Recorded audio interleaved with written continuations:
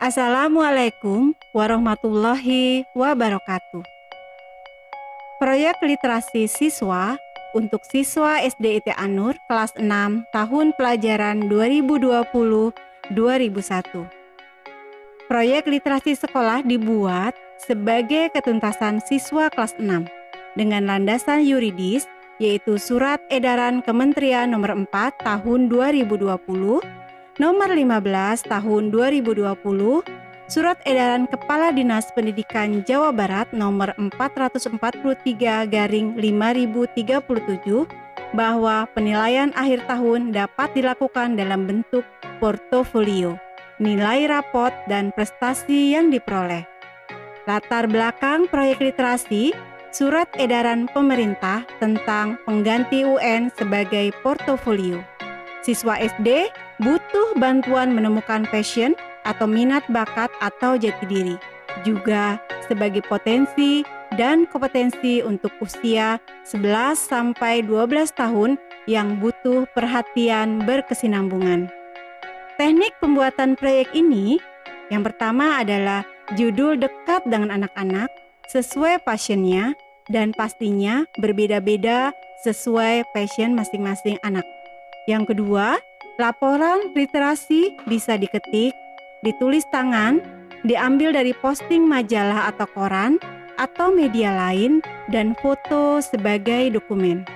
Yang ketiga, saat pelaksanaan proyek literasi, kami dibantu dan didampingi oleh guru pembimbing yang berada di SDIT An-Nur, di mana per 6 atau 7 siswa didampingi oleh 1 pendamping. Yang keempat, bentuk hasilnya adalah pameran atau hasil karya dari proyek literasi yang dipresentasikan dan bisa dilihat untuk umum. Nah, mari kita saksikan proses alur pembuatan proyek literasi kelas 6 tahun pelajaran 2020-2021. Assalamualaikum warahmatullahi wabarakatuh. Saya siswa SDIT An-Nur tahun pelajaran 2020-2021. Saya siswa kelas 6 sebagai tingkatan paling akhir di sekolah dasar, di mana kami akan menyelesaikan sekolah dasar di akhir tahun ini. SDIT An-Nur memiliki persyaratan kelulusan untuk siswa kelas 6. Salah satunya adalah membuat proyek literasi sekolah. Yuk kita ikuti tahapannya teman-teman. Pertama, kita dikenalkan dan dipahamkan tentang proyek literasi oleh Walas kelas 6 lewat Zoom. Setelah paham, kita diminta mengisi angket pemilihan judul proyek literasi. Nah, hal ini saya dan orang tua berdiskusi dulu agar saya tidak salah memilih judul. Setelah memilih judul, akhirnya kami dibagi menjadi kelompok yang dibimbing langsung oleh guru pembimbing. Saya dan 5 teman-teman menjadi satu kelompok bimbingan. Akhirnya kami bisa kenalan dengan guru pembimbing, dan beliau membantu mengarahkan kami untuk membuat proyek literasi hingga selesai. Dan beliau membantu mengarahkan kami untuk memulai membuat proyek literasi hingga selesai, yaitu memberi arahan tentang membuat cover, persembahan keluarga, kata pengantar, mengapa alasan mengambil judul tersebut, daftar isi, biodata, konten atau isi, dan apa yang aku lakukan melangitkan impian atau keinginan atau cita-cita sesuai proyek. Kemudian, kami selalu menuliskan konsultasinya di kartu bimbingan proyek. Akhirnya, pembimbing kami menyatakan ketuntasan setelah banyak koreksi dan perbaikan proyek literasi yang kami buat. Inilah hasil karya proyek literasi kami yang sudah selesai dan dibuat kami sejak bulan Agustus 2020 hingga bulan Maret 2021. Guru pembimbing, orang tua, guru-guru, dan manajemen SDIT Anur adalah orang-orang yang berjasa pada kami karena selalu memberikan penguatan dan bimbingan serta semangat dalam pembuatan proyek literasi kami. Dan di akhir, kami mempresentasikan hasil proyek literasi yang sudah kami buat bersama guru pendamping. Nah, teman-teman, ibu bapak guru, serta ayah bunda tercinta, itulah perjalanan kami membuat hasil karya literasi di kelas 6. Mohon doanya ya, semoga kami siswa SDIT Anur selalu menjadi manusia yang berguna, punya manfaat bagi dunia pendidikan, keimanan agama kami semakin meningkat, dan sukses mulia dunia dan akhirat. Terima kasih Bapak Ibu Guru. Terima kasih ayah bunda tercinta. Untuk adik-adik kelas 1 sampai 5, ini bisa dijadikan pelajaran ketika kalian nanti menyusun proyek literasi di kelas 6. Belajarlah terus dengan sungguh-sungguh hingga akhir hayat kalian, karena belajar tidak ada batasnya. Wassalamualaikum warahmatullahi wabarakatuh.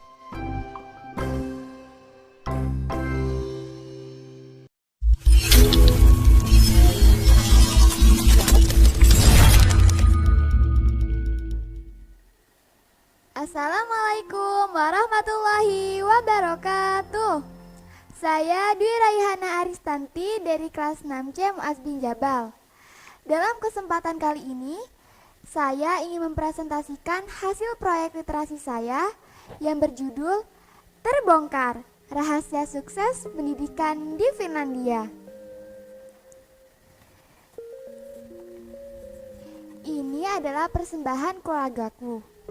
Ayahku bernama Muhammad Ridwan. Ayahku baik, tegas, dan penyayang binatang. Mamaku bernama Rina Yuningsi. Mamaku baik, my bestie, dan suka memasak. Kalau kakakku baik, suka jailin aku, dan suka makan. Ini biodataku. Nama lengkapku Dwi Raihana Aristanti. Lahir di Bekasi tanggal 27 Maret 2009. Kelas 6C Muaz bin Jabal. Cita-citaku menjadi dokter anak hafizah. Makanan favoritku cumi kremes. Minuman favoritku milkshake coklat. Kata pengantar. Mengapa saya mengambil judul ini? Karena keingintahuan saya sebagai penulis bahwa pendidikan di Finlandia menjadi pendidikan terbaik di dunia. Dan saya ingin mengucapkan terima kasih kepada pembimbing saya yang telah mendukung dan mensupport saya sehingga saya dapat menyelesaikan tugas proyek ini. Wakil negara Finlandia. Nama lengkap Republik Finlandia. Bentuk pemerintahan Republik Parlementer. Kepala negara Presiden Sauli Niinisto. Kepala pemerintahan Perdana Menteri Sanna Marin. Ibu kota Helsinki. Mata uang euro. Luas wilayah 338.145 km persegi. Lagu kebangsaan Mame. Bahasa resmi bahasa Finlandia. Suku bangsa atau etnis Finn, Swedia, Rusia, Roman, Sami, dan Estonia. Jumlah penduduk 5.537.364. Agama Lutheran dan Ortodok. Hari kemerdekaan 6 Desember 1917 dari Rusia. Ini peta negara Finlandia. Finlandia terletak di benua Eropa. Sistem pendidikan di Finlandia. Selama 6 tahun, anak-anak di Finlandia tidak dituntut untuk menguasai suatu bidang atau suatu mata pelajaran. Namun, anak-anak bebas memilih passionnya sendiri untuk masa depan mereka sendiri. Pendidikan dasar di Finlandia berlangsung selama 9 tahun. Untuk guru-guru di Finlandia harus menjalani seleksi yang ketat. Hanya orang-orang bergelar master dan orang-orang terbaik di universitasnya yang dapat menjadi guru. Karena pekerjaan guru adalah pekerjaan yang bergengsi, pemerintah Finlandia memiliki kebijakan, yaitu menumbuhkan minat baca di negaranya dengan hadiah berupa buku bergambar kepada orang tua yang baru saja memiliki anak. Beberapa perpustakaan menyatu dengan pusat perbelanjaan, sehingga ibu-ibu dapat menitipkan anaknya di perpustakaan untuk membaca. Salah satu kunci kesuksesan pendidikan di Finlandia adalah dukungan dari pemerintahnya, sehingga orang Finlandia dapat memperoleh pendidikan gratis hingga jenjang setinggi-tingginya. Kurikulum di Finlandia. Kurikulum pendidikan di Finlandia tidak sepadat kurikulum di negara lain.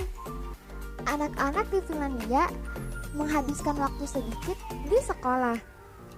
Anak-anak di Finlandia memulai pendidikan pada usia 7 tahun. Jam istirahat sekolah lebih panjang, yaitu 75 menit, dibandingkan negara seperti Amerika yang membatasi waktu istirahat yaitu 30 menit. Pendidikan di sekolah berlangsung rileks dan hanya berkaos kaki. Tugas yang diberikan lebih sedikit. Murid-murid di Finlandia tidak mengenakan seragam saat belajar. Mereka diizinkan untuk menggunakan pakaian yang nyaman bagi mereka. No competition. Pendidikan di Finlandia tidak mengajarkan siswa menjadi yang terpandai, namun membentuk pribadi yang bertanggung jawab. Tenaga pendidik di Finlandia.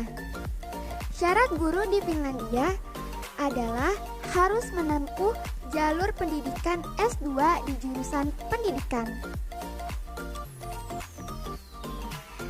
Guru-guru di Finlandia dilatih berbagai program untuk meningkatkan kualitas dan pengetahuan. Pendidik diberi kebebasan untuk melaksanakan kurikulum dan dapat bebas memilih metode dan buku teks. Kondisi fasilitas sekolah di Finlandia. Disediakannya bus sekolah antarjemput bagi siswa yang tinggal jauh dari sekolah oleh pemerintah Finlandia secara gratis. Sekolah menyediakan buku-buku teks pembelajaran dan jaringan internet serta perpustakaan yang memadai. Di Finlandia, kualitas fisik bangunan sekolah tidak bisa digambarkan sebagai kualitas pendidikan, karena anak-anak diperbolehkan untuk belajar di sudut-sudut ruangan atau di halaman sekolah dan tempat yang bagi mereka nyaman.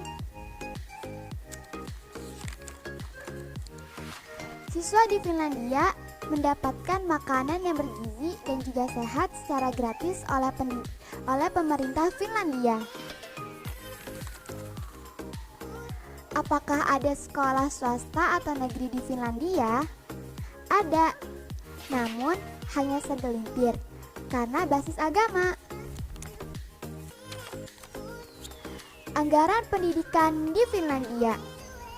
Anggaran pendidikan di Finlandia lebih tinggi dibandingkan negara-negara Eropa lainnya, yaitu 70 juta siswa per tahun.